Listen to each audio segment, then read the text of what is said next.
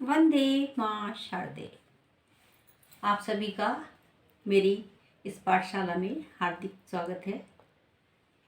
कल तक हमने सिखाए थे आपको संस्कृत के उपसर्ग, यानी हिंदी में जो संस्कृत के उपसर्ग प्रयोग किए जाते हैं वो हमने पिछली वीडियो में आपको सिखाए थे। आज हम आपको सिखाने जा रहे हैं उपसर्ग की भांति प्रयुक्त संस्कृत के अव्यय, यानी उपसर्गों की तरह प्रयोग किए थे लेकिन वो क्या होते हैं, अव्यय होते हैं। अव्यय हम पहले करा चुके हैं आपको।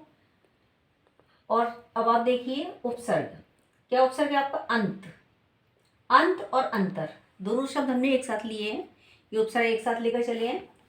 अंत और अंतर यानी इसका अर्थ होता है भीतर।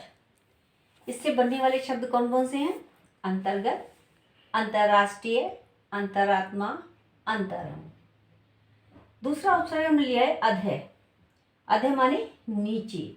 ठीक है क्या ये वैसे अधः शब्द? अव्यय है हमारा, लेकिन किस तरह प्रयोग हुआ है हमारा? उपसर्ग के रूप में, यानी उपसर्ग की तरह प्रयोग हुआ है। अधः माने नीचे, अधः पतन, अधोगति, अधोलिखित, अधोवस्त्र, ये शब्द हमने बनाए।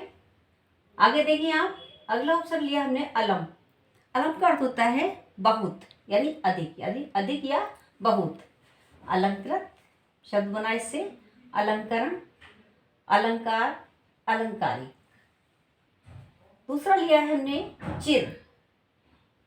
चिर अव्यय है और यहाँ उपसर्ग के रूप में प्रयुक्त हुआ है चिर। चिर का मतलब दीर्घकालीन।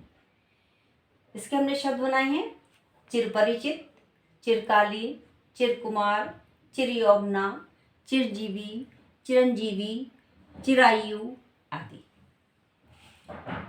तिरस। तिरस का अर्थ होता है निषेध। तिरस का अर्थ निषेध, यानी मना करना, निषेध करना। इस चीज का मतलब विरोध करना, मना करना, निषेध करना। तिरस, तिरस का अर्थ है निषेध, तिरस्कृत, तिरस्कार, तिरोभाव और तिरोहित। अगला हमने उपसर्ग लिया है आपका पुनर। पुनर माने फिर या फिर से। पुनर माने फिर या फिर से। पुनरागमन, पुनरावृत्ति, पुनर्मिलन और पुनर्विवाह, ये आपके इस लाइन में आए हैं सारे। बही। बही माने बाहर, बहिर्गमन, बहिरंग, बहिष्कार। अगला उपसर्ग है आपका सत। सत माने सच्चा। इसके बनने वाले शब्द हैं आपके सद्गुण, सत्कर्म, सत्कीर्ति, सत्कार, सज्जन, सद्भाव आदि। सम। अगला हमारा उपसर्ग क्या है? सम। सम माने समान।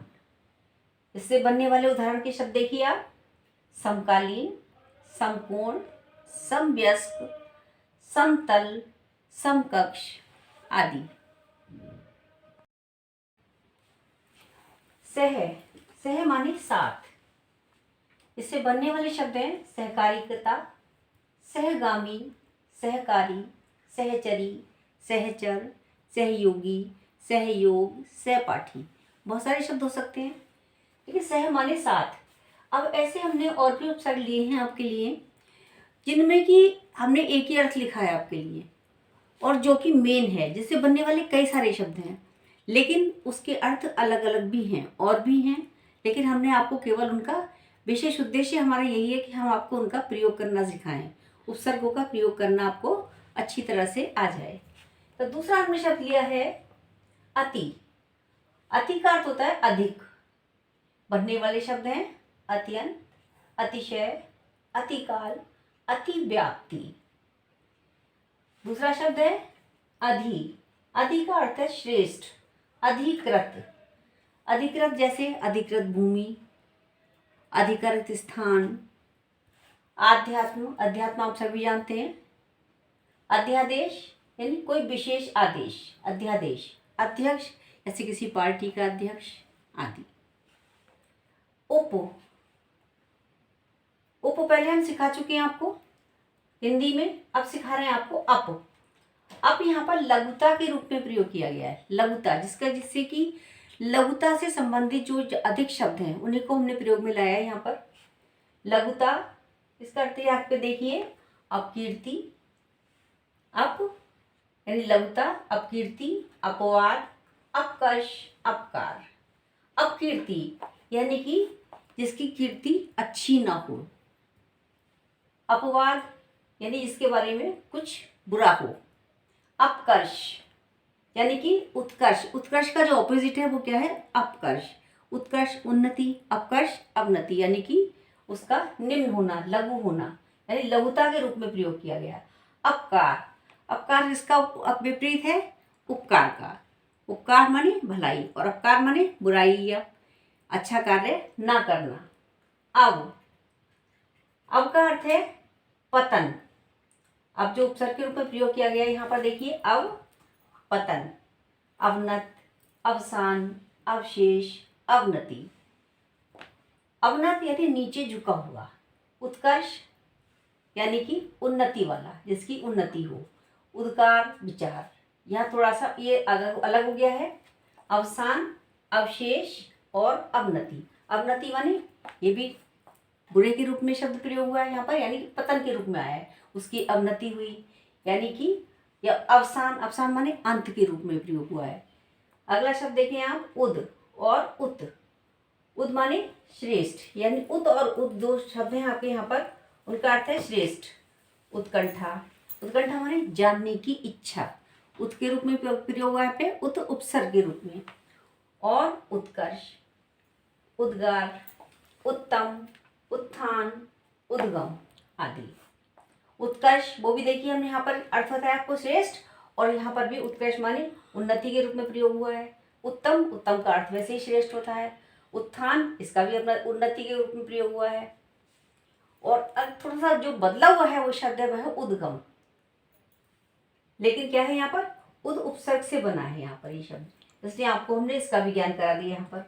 आगे देखिए, दुर और दुस, इन दोनों का अर्थ जो है बुरे के रूप में प्रयोग जाता है। दुर माने बुरा, यानी और दुस माने भी बुरा, यानी दुर्दिन, बुरे दिन। जैसे कहते हैं ना, उसके तो दुर्दिन आ गए हैं, यानी दुर्दिन यानी बुरे दिन। दुर्दशा, दुर्दशा माने बुरी दशा। जैसे कहेंगे अरे भाई उसकी तो बड़ी दुर्दशा है, बोल देते हैं इस तरीके से कहते हैं, तो वही यहाँ पर हमने आपके लिए लेकर आए हैं एग्जाम्पल के रूप में। दुर्दमनीय, जिसका दमन ना किया जा सके। दुस्साहस यानी बुरा साहस, अच्छे कार्य के लिए साहस बोला जाएगा, जिसने साहसपूर्वक कार्य किया, साहस का कार्य किया। और क्या कहिए? दुस्साहस यानी बुरा साहस किया, बुरा कार्य किया। दुष्कर्म, बुरा कर्म, बुरा कार्य। आगे उपसर्ग देखें, नी माने नीचे। निषेध, निहत्था, निकृष्ट, निपात, निमग्न। निगमन भी है और निमग्न भी है, दोनों शब्द हैं। निगमन नीचे जाना, और निकृष्ट, निहत्था यानी नि माने बिना, बिना हथियार के निहत्था। तो बिना का तो हमने यहाँ पर नहीं लिया है, लेकिन हमने क्या से लिया यहाँ पर? नी माने नीचे से लिया है, नी माने नीचे, ठीक है। उसके हमने कई एग्जाम्पल दिए हैं और सबका अर्थ हमने नहीं लिखा है। 2-3 का मतलब जो विशेष हैं, जैसे जिनका जैसे नीचे के रूप में वो वाले शब्द हमने ज़्यादा लिए हैं यहाँ पर। अगला हमने लिया है प्र। प्र का अर्थ है अधिक, प्रख्यात, प्रवीण, प्रमाण, प्रपंच, प्रगति, प्रताप। प्र माने अधिक, प्रख्यात माने बहुत अधिक प्रसिद्ध, प्रवीण माने बहुत अधिक निपुण। प्रमाण, जिसका कोई ये प्रमाणिक है, कोई चीज़ कहते हैं प्रमाणिक है, इसका एक प्रमाण है, इसकी विशेष जानकारी है। प्रपंच, प्रगति, प्रगति यानी गति, प्रगति, प्रगति माने ये भी उन्नति के रूप में आया है। और प्रताप।